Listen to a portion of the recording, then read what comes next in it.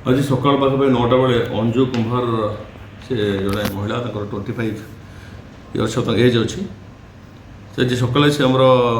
NH जो हीराकुद जो bridge अच्छी से सुइसाइड अटेम्प्ट करते तार जो ऊपर जो बैरियर अच्छी चढ़ी किसी स्थानीय लोक से जो जाते पासवर्ड से अटकैले और बुझेले कहीं किसी करनी किंतु सी न मानिक सुइसाइड अटेम्प्ट कले और इमिडिएटली पुलिस खबर पाइक जाए पहुँची रेस्क्यू कर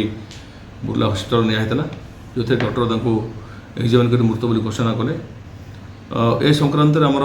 जहाँ जहाँ आनुषंगिक कार्यक्रम अच्छी आम तो निहाती इनक्वेस्ट एसओजी कर सहित आमर जो मोबाइल